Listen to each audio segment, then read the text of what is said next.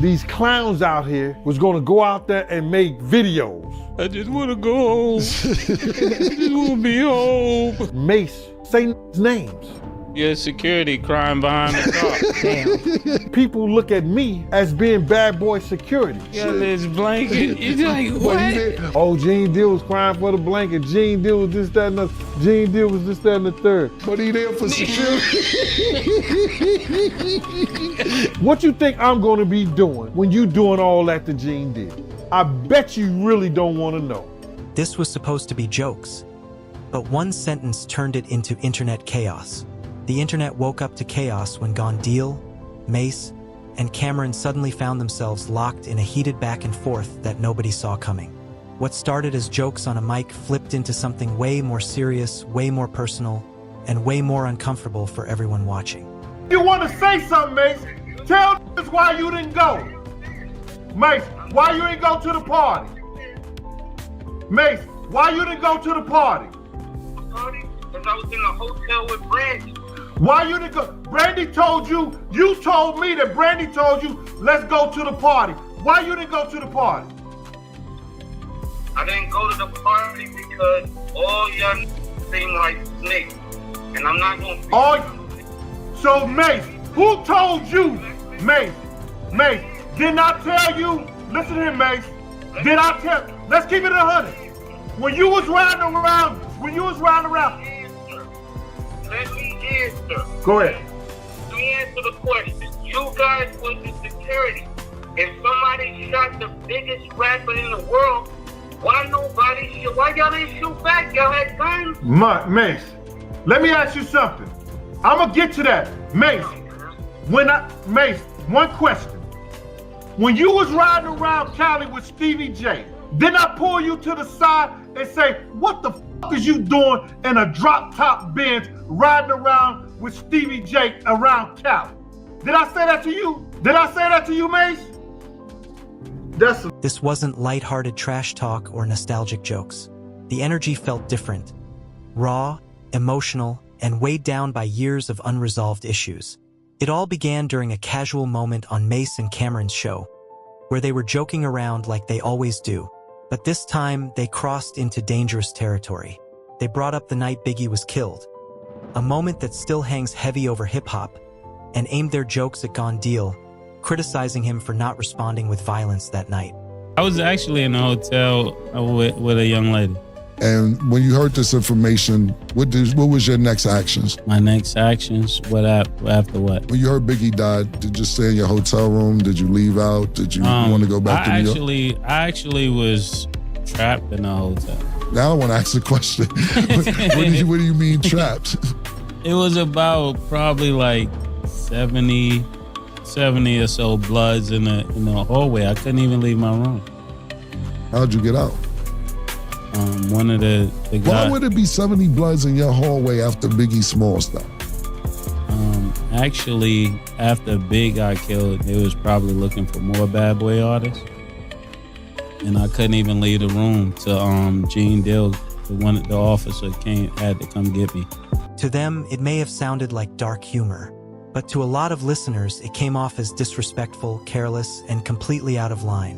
And let's be clear, Gene Deal isn't just another footnote in hip-hop history.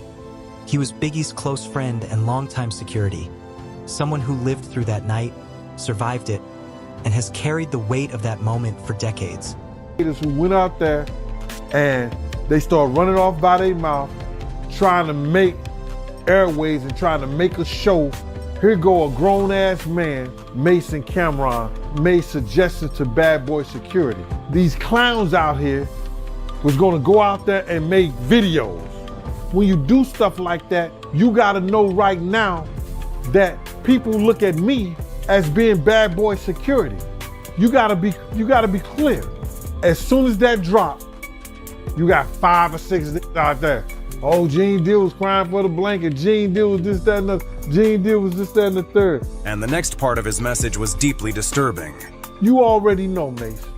When you doing all that stuff to Gene Deal, what do Gene Deal supposed to be doing while you doing all that? I bet you really don't want to know.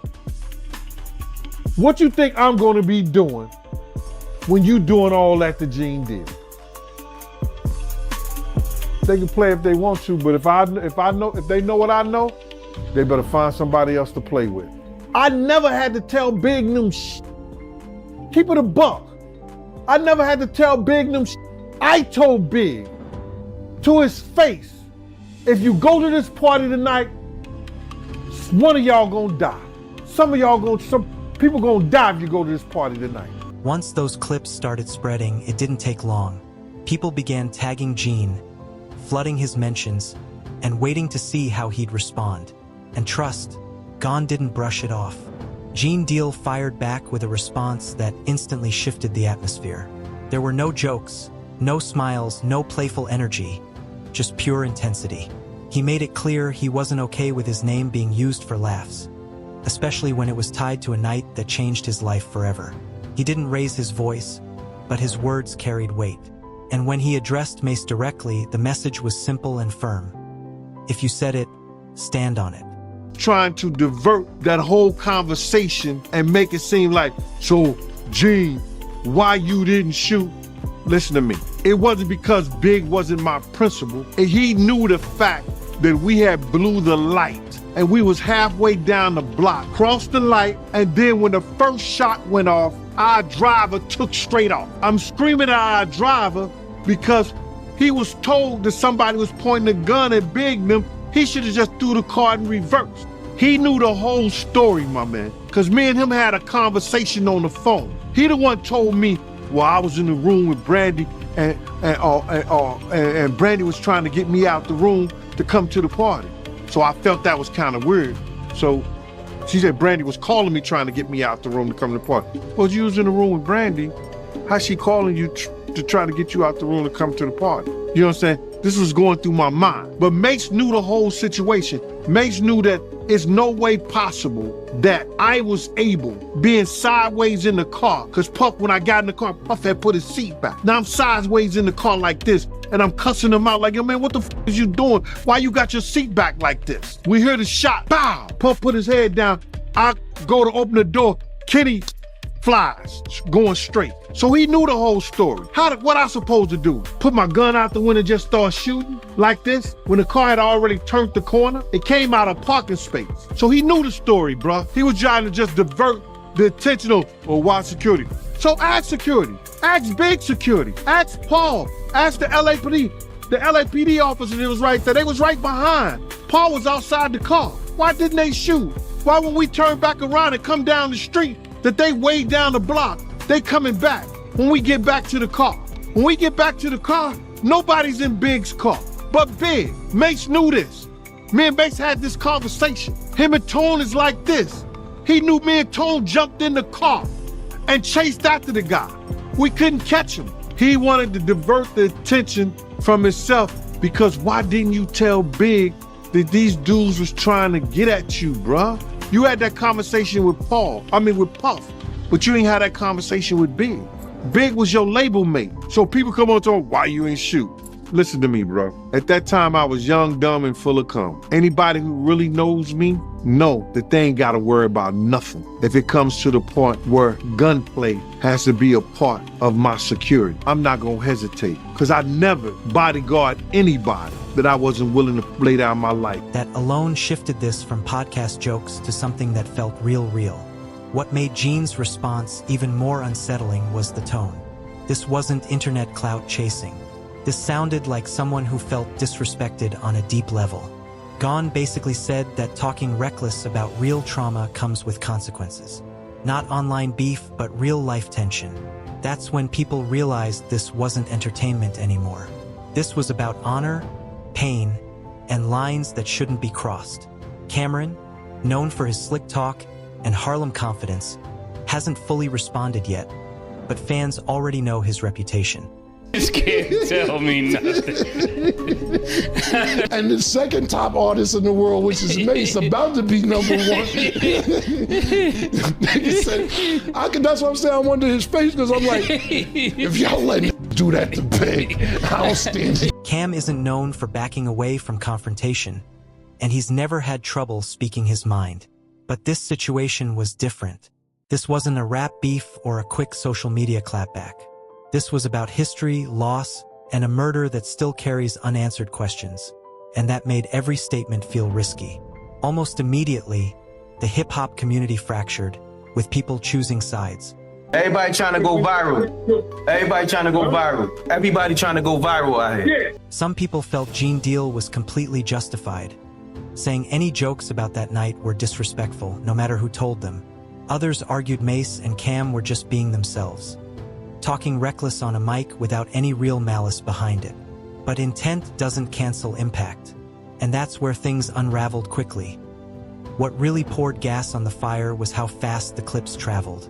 TikTok, Instagram, X, everywhere you looked, the jokes and Gene's response were being replayed side by side. The contrast was impossible to ignore. One moment was laughter. The next was a cold, serious warning that made people uncomfortable.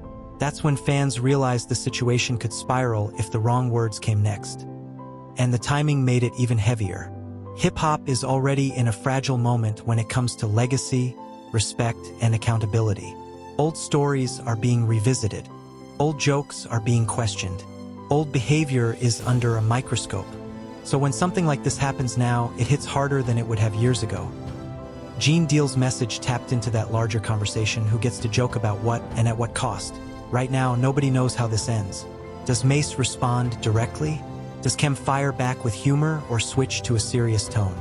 Or does everything cool off before it turns into something uglier? One thing is certain: Gene Deal made it clear he's not the one to play with, especially when Biggie's name is involved.